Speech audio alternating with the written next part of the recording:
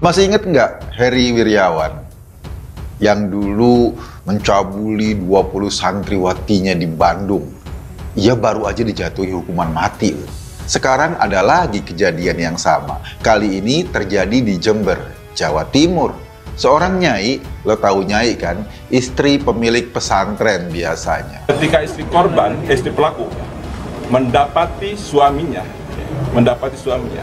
itu kemudian pas saat malam dia tidur bareng, naik ke atas tiba-tiba mendapati si pelaku itu sedang melakukan perbuatan tidak senonoh pada korbannya, nggak bisa apa-apa. Selingkuhan dan juga dugaan kasus mesum dengan santriwatinya sendiri. Dan hal itu terkuak setelah ada seorang santriwati yang mendobrak kamar ustadz tersebut saat tengah malam sekitar jam 11.30 menit. Emang sih, modusnya nih menurut cerita istrinya pada polisi ya, agak lucu. Jadi Fahim ini punya kamar khusus di lantai 2 komplek pesantrennya. Kamar itu connecting, jadi punya pintu yang connect ke asrama putri. Nah, santriwati yang diundang ke kamar itu dikasih password untuk bisa masuk menemui Fahim. Jadi pintu-pintunya itu orang nggak bisa masuk sembarangan. Kejahatan yang serius maka harus dihukum juga dengan hukuman yang serius juga. Ya, saya sangat salut dengan Majelis Pengadilan Tinggi yang sudah berani ya memberikan vonis hukuman mati. Dan percekcokan antara santriwati yang menjadi korban dan gurunya ini kemudian didengar oleh istri sahnya Fahim. Akhirnya percekcokan terus meluas dan para perempuan yang merasa jadi korban Fahim Mawardi inilah yang membawa kasus ini ke polisi. Dan kasus ini dilarikan ke PPA Perlindungan Anak Satreskrim Polres Jember untuk dilakukan konsultasi mengenai apa saja persyaratan yang diperlukan untuk melaporkan kasus tersebut. Konten kanal YouTube-nya emang nggak jauh-jauh dari pandangan Sugi Nur. Dia kerap mencaci maki atau menistakan orang-orang yang berbeda pandangan. Bahkan akun generasi muda NU itu jelas-jelas mengatakan bahwa Fahim ini pernah menista kiai-kiai NU dengan tuduhan yang keji. Detik Jatim ini. Coba lihat kayak apa? Ini nih.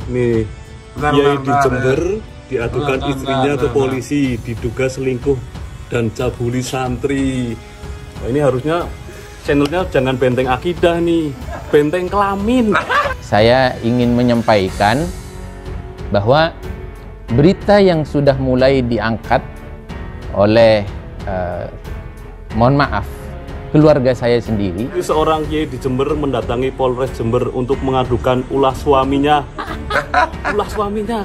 Oh, ulah suaminya itu ulahnya syar'i. Yang lain kan sesat. Masya Allah. Makanya jangan kebanyakan kritik ulama. Wah, berita itu adalah berita bohong dan fitnah. Orang yang sudah kita anggap anak pun itu dicemburui. Anak usia 16 tahun dicemburui. Nggak usah ke situ. Umi saya dicemburui. Artinya apa? Dengan hal itu sikap saya mendahulukan umi saya. Ini tidak cocok dengan istri saya. Anda semuanya cooling down dulu. Jamaah semuanya, umat Islam semuanya cooling down dulu. Kita tunggu di pengadilan. Sampai mana dia membawa bukti. Enggak, ini wartawannya itu benar-benar ini. Bisa dituntut. Wartawan Tribun dan wartawan Detik itu ya. Padahal kalau wartawan Tribun dan Detik itu ya biasanya kalau bikin berita ya memang bener sih. Dan saya akan bersusumber hari ini kepada Anda semuanya. Andaikan dia punya bukti untuk apa yang dikatakan, entah itu namanya pencabulan, entah itu namanya penggerbekan atau apapun namanya, kalau bukti-bukti itu ada di meja hijau di pengadilan, saya siap jalan jongkok dari Jember ke Jakarta. Kalau perlu saya jalan jongkok telanjang bulat lagi. Santriwati yang pernah menjadi korban juga mungkin udah muak dengan hipokrisi gurunya. Mereka mau berontak, makanya mereka mengadukan kelakuan ini ke kantor polisi. Mereka nggak mau lagi dijadikan budak seks, justru oleh orang yang paling mengaku ngerti agama. Dulu idolanya juga terkena kasus yang sama kan. Ya nggak tahu idola yang mana gitu loh. Ya biasanya gitu ya, pakai serban, pakai hitam, dalil-dalil, pakai kacamata, pelihara jenggot, ternyata menjahat kelamin. Dilaporkan istri ke polisi, kiai di Jember punya ruangan khusus untuk cabuli santri. Seorang kiai di Jember dilaporkan istrinya sendiri ke polisi atas dugaan perkosaan dan perselingkuhan ke sejumlah santrinya. Pak Kiai ini disebut sering kalau malam memasukkan santrinya ke dalam ruangan khusus berbentuk kamar atau ruang pribadi Pak Kiai. Masuknya malam, keluarnya sekitar subuh jam 3 dini hari. Ujar Kanit Perlindungan Perempuan dan Anak Satreskrim Polres Jember Ibtu Dia Fitarisari, Jumat 6 Januari. Kata Vita, kamar khusus Kiai itu berada di lantai 2 bangunan Ponpes, sedangkan kamar pribadi Kiai dan istrinya berada di lantai 1. Untuk masuk ke kamar khusus di lantai satu itu menggunakan teknologi IT. Kunci atau pintu masuk dipasangi alat khusus fingerprint, juga nomor PIN atau password tertentu sehingga sulit untuk masuk ke dalam ruangan itu, tambahnya. Bahkan istri Kiai sendiri, kata dia, juga tidak tahu berapa nomor password untuk masuk ke dalam ruangan itu, karena tidak diberikan akses untuk bisa masuk ke dalam ruangan itu. Bunyai sendiri tidak tahu berapa passwordnya, karena tidak dikasih akses masuk ke ruangan itu, katanya. Di kamar khusus itu juga dipasang kamera CCTV sehingga segala aktivitas di dalam kamar bisa terekam. Bunyai ini mengatakan katanya menyimpan dan mengamankan rekaman video dari kamera CCTV yang ada di dalam kamar khusus itu, sehingga segala aktivitas di dalam ruangan itu terekam dengan dalam bentuk video, tambahnya. Berdasarkan rekaman dari kamera CCTV itu, istri Kiai ini melihat sejumlah aktivitas suaminya mengarah ke perselingkuhan dan pencabulan. Hal itu katanya sudah berlangsung lama, tapi Bunyai menyampaikan jika sudah memiliki bukti rekaman video CCTV yang kemudian akan dipakai sebagai bukti untuk lapor ke polisi, paparnya.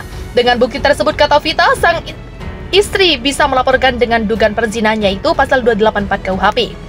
Ancamannya 9 bulan penjara, tapi karena mempertimbangkan santri-santrinya masih di bawah umur, maka disarankan nanti ada tambahan ancaman Undang-Undang Perlindungan Anak, melakukan tindak pencabulan persetubuhan terhadap anak di bawah umur dengan ancaman 15 tahun penjara, tutur Vita. Korban diminta untuk melapor, kata Vita. Pihaknya menyarankan agar istri Kiai bisa membawa para santri yang sudah menjadi korban agar melapor sehingga dugaan pencabulan bisa diproses. Silakan korban melapor untuk korban santri yang dimasukkan ke dalam kamar khusus agar dijemputkan didampingi orang tuanya satu persatu sehingga bisa dimintai keterangan, kata Vita. Saat ini polisi masih belum mengeluarkan laporan polisi terkait kasus tersebut karena kedatangan istri sang Kiai baru sebatas konsultasi sehingga belum keluar LP ataupun LM laporan masyarakat. Kami masih menunggu nanti apa yang disampaikan dan dilakukan Bunyai ini, pungkasnya.